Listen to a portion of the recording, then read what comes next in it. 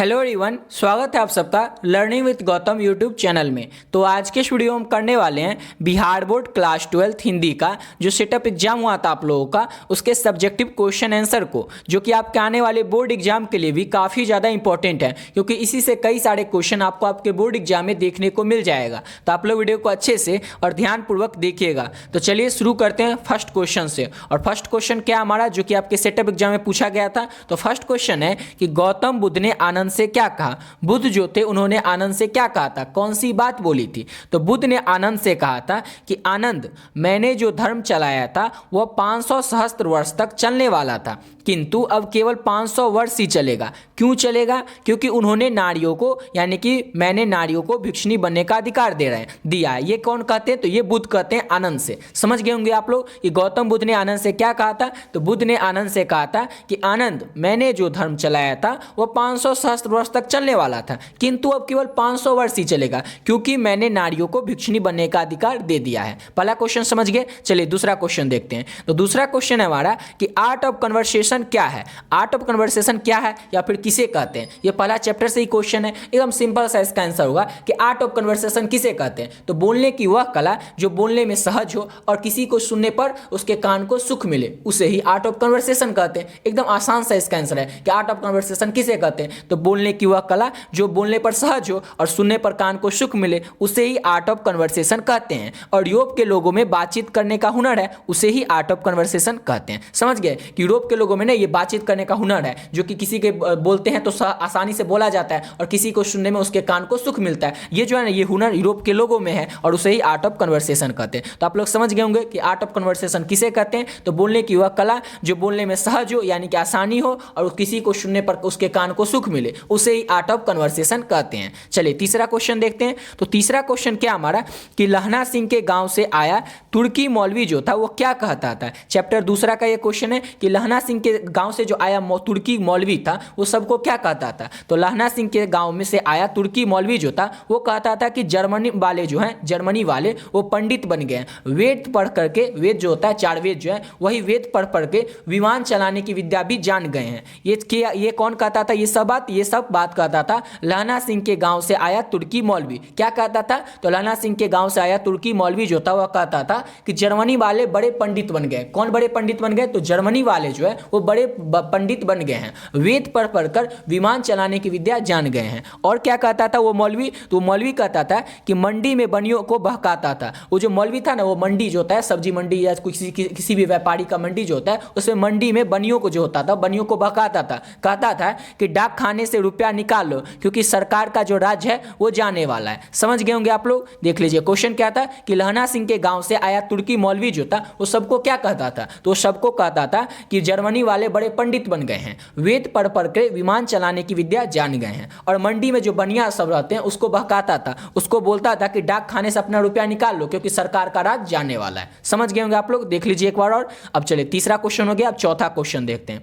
चौथा क्वेश्चन क्या हमारा कि दल विहीन लोकतंत्र और साम्यवाद किस प्रकार से संबंध है, यानी कि दल विहीन लोकतंत्र में और साम्यवाद में किस प्रकार का संबंध है, यही आप लोग को बताना है कि दल विहीन लोकतंत्र और साम्यवाद इस दोनों में ना किस प्रकार का संबंध है। तो दल विहीन लोकतंत्र और साम्यवाद एक दूसरे के पूरक हैं। दल विहीन लोकतंत्र सर्वोदय विचार और मार्क्सवाद तथा लेनिन के प्रमुख सिद्धांतों में। क्वेश्चन था कि दल विहीन लोकतंत्र और साम्यवाद में ना किस प्रकार का संबंध है। तो दल विहीन लोकतंत्र और सर्वोदय विचार मार्क्सवाद तथा लेनिन के प्रमुख सिद्धांत हैं। ये जो है ये किसके सिद्धांत है? तो ये लेनिन के प्रमुख सिद्धांत हैं। अगला क्या है कि इनके अनुसार जैसे जैसे समाज साम्यवाद की ओर बढ़ता जाएगा वैसे वैसे राज्य स्टेट का क्षय होते जाएगा। क्षय मतलब क्या होता है? पतन होते जाएगा। और अंत में स्टेटलेस सोसाइटी कायम होगी। यह समाज आवश्यक लोकतंत्र होगी, बल्कि उसमें समाज में लोकतंत्र का सच्चा स्वरूप प्रकट होगा और निश्चय ही दलविहीन होगा। पढ़ तो लिए लेकिन समझ में उतना अच्छे से नहीं आया होगा। क्वेश्चन को एक बार फिर से समझ लीजिए। क्वेश्चन था कि दलविहीन लोकतंत्र और साम्यवाद ये दोनों जो है ये किस तरह से एक दूसरे से संबंध रखते हैं। तो इस तरह से दूसरे से संबंध रखते हैं कि एक दूसरे के पूरक है, यानी एक दूसरे के समान है। ठीक है। दलविहीन लोकतंत्र और सर्वोदय जो विचार है ये मार्क्सवाद तथा लेनिन के प्रमुख सिद्धांत है। किसके किसके प्रमुख सिद्धांत है? तो मार्क्सवाद तथा लेनिन के प्रमुख सिद्धांत है दलविहीन लोकतंत्र और साम्यवाद। इतना तो आप लोग समझ गए होंगे। दो नाम है कि मार्क्सवाद और लेनिन, इस दोनों के जो है ना प्रमुख सिद्धांत कौन कौन है? तो दलविहीन लोकतंत्र और साम्यवाद। अब अगला देख लीजिए। अब इनके अनुसार, किनके अनुसार, तो मार्क्सवाद और लेनिन के अनुसार क्या होता है कि ये इनके अनुसार यानी कि ये कहते हैं कि जैसे जैसे समाज जो है ये साम्यवाद की ओर बढ़ता जाएगा वैसे वैसे ही राज्य या स्टेट का क्षय होते जाएगा। क्षय मतलब पतन होते जाएगा और अंत में स्टेटलेस सोसाइटी कायम होगी। यह समाज अवश्य लोकतांत्रिक होगी। ये जो सोसाइटी कायम होगी ये अवश्य लोकतांत्रिक होगी यानी कि डेमोक्रेटिक होगी, बल्कि उस समाज में लोकतंत्र का सच्चा स्वरूप प्रकट होगा और निश्चय ही दलविहीन होगा। समझ गए? चलिए अगला क्वेश्चन करते हैं। तो अगला क्वेश्चन क्या हमारा कि गायें जो है ये किस ओर दौड़ पड़ी हैं? सूरदास रचित प्रथम पद के आधार पर बताएं। तो गायें रभाती हुई अपने बछड़ों की ओर दौड़ पड़ी है ताकि वो अपने बछड़ों को दूध पिलाएं, वो बिलाते हुए चाटे और पुचकारे। सिंपल सा क्वेश्चन था कि गायें जो है ये किस ओर दौड़ पड़ी हैं। सूरदास का जो रचित प्रथम पद है, पहला पद है, उसके आधार पर आपको बताना था ये गायें जो है यानी गाय वो किस ओर दौड़ पड़ती है। तो गाय रभाती हुई अपने बच्चों की ओर दौड़ पड़ती है, अपने बछड़ों की ओर दौड़ पड़ती है ताकि अपने बच्चों को दूध पिलाए, उसको चाटे या पुचकारे। सिंपल सा क्वेश्चन था ये।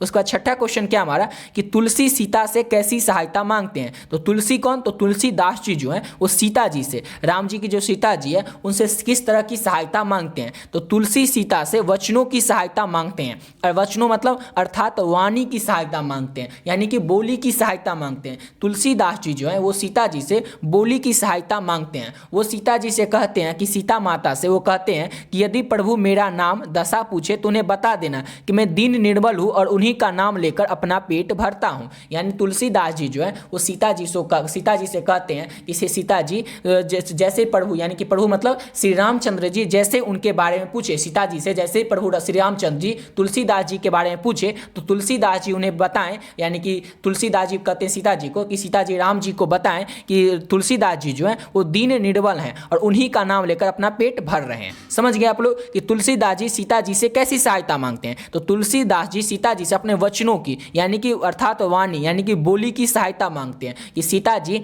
प्रभु श्री राम से बताएं, यानी कि प्रभु श्री राम जब भी पूछे कि तुलसीदास जी कैसे हैं तो वो बताएं, या मेरा नाम पूछे यानी कि तुलसीदास जी कहते हैं कि मेरा नाम या दशा पूछे तो उन्हें बता देना कि मैं दीन निर्बल हूं और उन्हीं का नाम लेकर अपना पेट भरता हूं। समझ गए कि तुलसीदास जी सीता जी से कैसी सहायता मांगते हैं? तो यही सहायता मांगते हैं तुलसीदास जी सीता जी से, यानी कि अपनी बोली की सहायता मांगते हैं। समझ गए? चलिए अगला क्वेश्चन करते हैं। अगला क्वेश्चन 7वां नंबर है कि छत्रसाल की तलवार कैसी है। देखिए इसका आंसर जो है थोड़ा सा बड़ा है। क्यों इसका बड़ा है? क्योंकि इस तरह से हम आप लोग को बता रहे हैं कि आप लोग को समझ में आ जाएगा और 5 नंबर में भी अधिकतर ये क्वेश्चन आता है। ये आपके सेटअप एग्जाम में 2 नंबर में ही आया था, लेकिन ये क्वेश्चन अधिकतर 5 नंबर में पूछा जाता है। ठीक है, तो इसको अच्छे से समझ जाएगा। ये 5 नंबर के लिए भी और 2 नंबर के लिए भी, दोनों के लिए आपको इंपॉर्टेंट है। शॉर्ट आंसर क्वेश्चन में भी पूछा जा सकता है और लॉन्ग क्वेश्चन में भी पूछा जा सकता है। तो क्वेश्चन क्या है कि छत्रसाल की तलवार कैसी है, इसका वर्णन करना है। सिंपल सा क्वेश्चन है कि छत्रसाल जो है उनकी तलवार कैसी है, इसका वर्णन करें।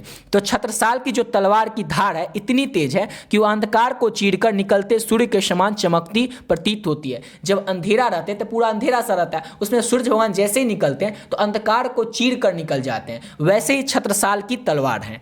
वह गहन अंधकार की तरफ प्रतीत होने वाले हाथियों के झुंड को पल भर में काटकर समाप्त कर देती है। वो जो तलवार है छत्रसाल की तलवार, वो हाथी का जो झुंड होता है ना उसको पल भर में काटकर समाप्त कर देती है। उसके बाद उनकी तलवार शत्रुओं के गले में मृत्यु के समान लिपट रही है। उनकी जो तलवार है, छत्रसाल की जो तलवार है, वो शत्रुओं के जो गला है उसमें मृत्यु के समान लिपट रही है। छत्रसाल की तलवार ने रौद्र रूप धारण कर रखा है। ऐसा लगता है कि मानो वह भगवान शिव को प्रसन्न करने के लिए शत्रुओं के सिरों की माला उन्हें अर्पित कर रही है। वह युद्ध भूमि में अपना पराक्रम दिखा रही है तथा निरंतर शत्रुओं का विनाश कर रही है। समझ गए? देखिए क्वेश्चन जो था ना, ये क्वेश्चन 5 नंबर में भी पूछा जा सकता है और 2 नंबर में भी। तो आप लोग अच्छे समझ ही गए कि छत्रसाल की तलवार कैसी है। तो छत्रसाल की जो तलवार है वो अंधकार को जैसे सूर्य जो है चीर कर निकल जाता है उसी समान है। पहला तो एक ही हो गया, एक लाइन, और दूसरा कैसा है कि वो जो पल भर में हाथियों के झुंड को भी काट सकती है। इस तरह का है छत्रसाल का तलवार। समझ गए? इसको अच्छे से याद रखिएगा। और तीसरा क्या है कि छत्रसाल की तलवार ने रौद्र रूप को धारण कर रखा है। ऐसा लगता है कि वो दुश्मनों का सिर काटकर भगवान शिव को प्रसन्न करने के लिए दुश्मनों का सिर काट रहा है ताकि उनको सिरों का माला बनाकर अर्पित कर सके।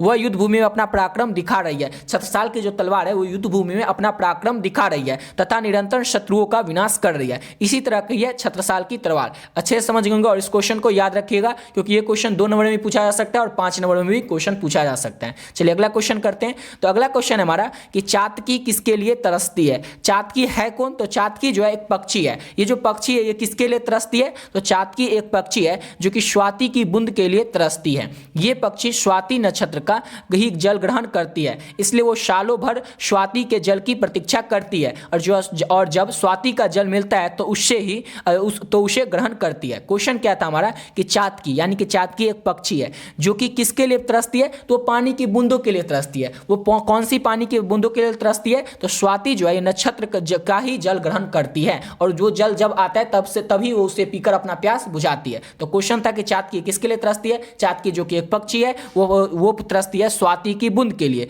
जो ये पक्षी स्वाति नक्षत्र का ही जल ग्रहण करती है। स्वाति एक नक्षत्र होता है जिसका जो बारिश का पानी होता है उसी को ये पक्षी चातकी पक्षी जो है ये ग्रहण करती है, उसी का जल। किस नक्षत्र का जल, तो स्वाति नक्षत्र का जल ही ग्रहण करती है चातकी पक्षी। समझ गए होंगे। और जब स्वाति नक्षत्र में पानी बरसता है उसी का जल ग्रहण करके ये अपना प्यास बुझा लेती है। समझ गए कि चातकी किसके लिए तरसती है, तो चातकी एक पक्षी है जो कि स्वाति की बूंद के लिए तरसती है। ये पक्षी स्वाति नक्षत्र का ही जल ग्रहण करती है, इसलिए वो सालों भर स्वाति के जल की प्रतीक्षा करती है और जब स्वाति जल मिलता है तो उसे ग्रहण करती है और अपनी प्यास मिटाती है। समझ गए। चलिए अगला क्वेश्चन करते हैं। और अगला क्वेश्चन है हमारा कि कवित्री का खिलौना क्या है। कवित्री कौन है, तो सुभद्रा कुमारी चौहान जो है उनका खिलौना क्या है, उन्हीं को कवित्री यहाँ पर कहा जा रहा है। तो कवित्री का खिलौना क्या है, तो कवित्री के पुत्र की मृत्यु आकस्मिक मृत्यु हो गई है, यानी सुभद्रा कुमारी चौहान की जो बेटे की मृत्यु है, यानी कि उनके पुत्र की मृत्यु है वो आकस्मिक किसी कारण से हो गई है, जो कवित्री के जीवन का एक महत्वपूर्ण खिलौना था।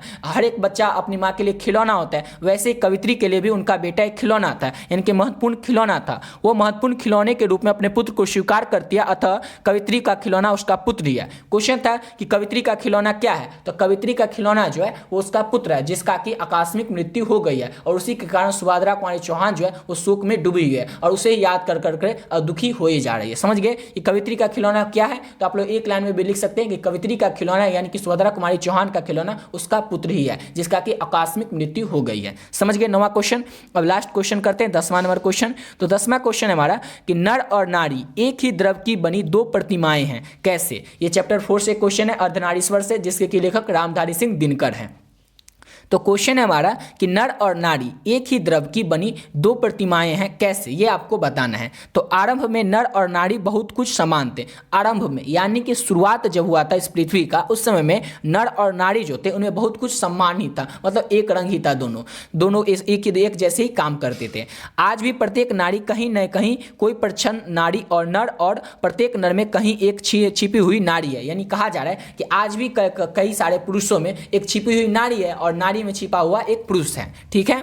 किंतु सदियों से नारी अपने भीतर नर को और नर अपने भीतर नारी को दबाता रहा है। इसी तरह नर और नारी एक ढली हुई प्रतिमाएं हैं। क्वेश्चन क्या था कि नर और नारी जो है ना ये एक दूसरे की बनी हुई दो प्रतिमाएं हैं, ये कैसे हैं। तो क्वेश्चन इसका आंसर इस तरह से आपको लिखना है कि नर और नारी एक समान ही है बहुत ही समय से, यानी कि आरंभ से नर और नारी जो है ये एक समान ही है। प्रत्येक नर में कहीं ना कहीं एक नारी छुपा हुआ है और हर एक नारी में कहीं ना कहीं एक पुरुष छुपा हुआ है, लेकिन दोनों एक दूसरे को दबाते हैं, उसे दिखाना नहीं चाहते हैं कि उनके अंदर एक नारी छुपा हुआ है या उनके अंदर एक नर छुपा हुआ है, ये दोनों छुपाना चाहते हैं। और यही जो है नर और नारी एक ही द्रव की बनी दो प्रतिमाएं हैं, यही इसका आंसर होगा। समझ गए कि दो, मतलब इतना सिंपल सा था कि नर और नारी एक ही ढली दो प्रतिमाएं हैं, कैसे हैं। तो इस तरह से आपको लिख देना है कि नर और नारी ढली एक ही प्रतिमाएं हैं, इस तरह से है कि प्रत्येक नारी में एक नर का गुण है और प्रत्येक नर में एक नारी का गुण है, लेकिन दोनों इसको छिपाना चाहते हैं, मतलब हमेशा से इसको दबाते आ रहे हैं, यही इसका आंसर हो जाएगा। समझ गए। ये चाहे तो ये भी लिख सकते हैं, लेकिन अगर इस तरह से खुद से बना के लिखिएगा तो आपको याद करने की रटने की जरूरत नहीं होगा। और इसका पीडीएफ चाहे तो आपको इसका लिंक डिस्क्रिप्शन बॉक्स में व्हाट्सएप ग्रुप का लिंक मिलेगा,